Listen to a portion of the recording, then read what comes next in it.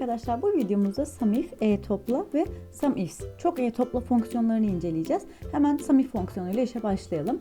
Mevcutta bir tablomuz var. Tablomuzda işte bölgelerimiz var, satış elemanlarımız var ve bu satış elemanlarımızın marka, model ve fiyata göre dağılımları var. SUMIF fonksiyonuyla burada ne elde etmeye bekliyoruz? Bölgesi kuzey olanların fiyatlarının toplamlarını elde etmek istiyoruz. Eşittirle hemen başlıyorum. SUMIF dedim. 3 tane argümanı var bunun. Birincisi aralık, yani hangi aralığa bakacağını soruyor. Şurada bölgenin olduğu aralık var ya, onu istiyoruz. Dilerseniz en üstteki seçeneğe tıklayıp, en üstteki maddeye tıklayıp Shift CTRL Alt OK ile en alta kadar inebilirsiniz ama bakın burada 1000 küsür tane satır var ve tekrardan bunları yukarı çıkmak vesaire biraz daha zaman kaybı olacaktır. Onun yerine ben şunu yapıyorum, daha pratik oluyor. Hemen sileyim. Sonuçta biz burada B sütunundakilere bakmak istiyoruz ya. Direkt sütunun en başına geldiğinizde harfin yanında bir aşağı ok var. Ona tıkladığınızda şurada bakın B, 2 nokta üst üste B yazar.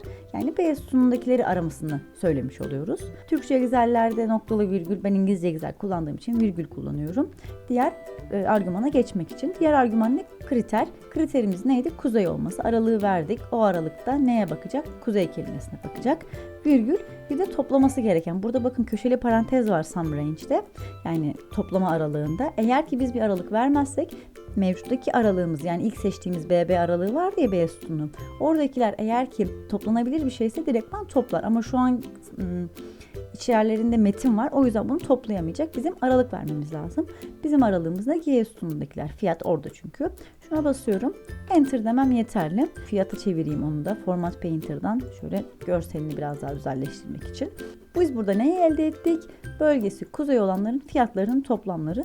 Dilerseniz bu hücrenin şöyle sağ altına gelip bir artı oluştu. O artıdan aşağı doğru çekerek hepsini uygulamış olursunuz.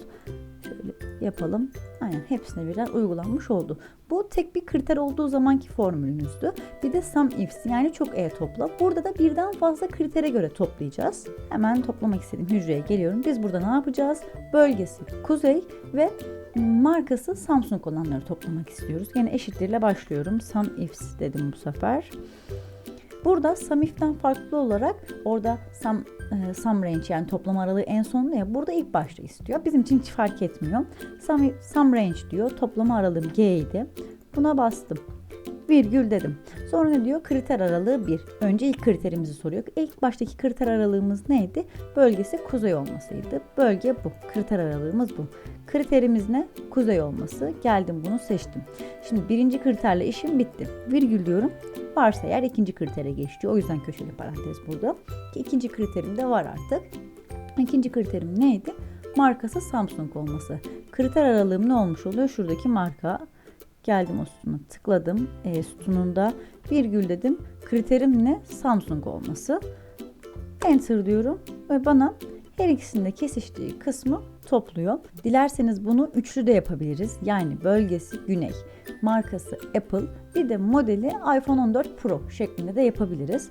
Hemen şurada en alta geleyim. Direkt onu yapalım. SUMIFS diyorum. İlk başta toplama aralığımı soruyor. Şu G sütunuydu burada. Virgül diyorum. İlk kriter aralığım ne? Güney olmasıydı bölgenin. Bölge. Kriterim ne? Güney. Virgülle ayırdım. İkinci kriterime geldim. İkinci kriterim ne? Markanın Apple olması.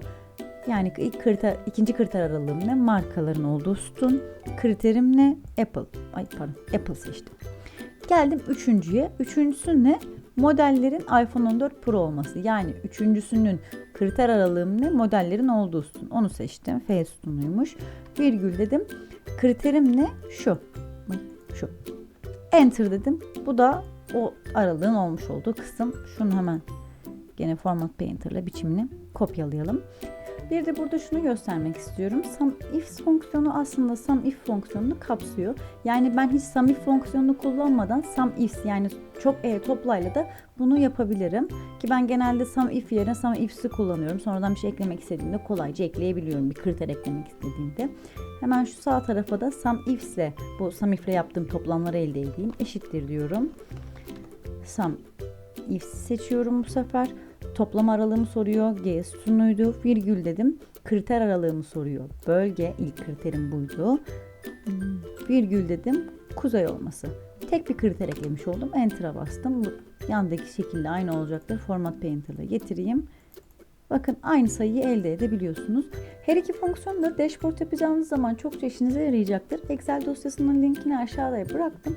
Dilerseniz oradan inceleyebilirsiniz. Ayrıca kanalıma abone olmayı da unutmayın. Şimdilik hoşçakalın.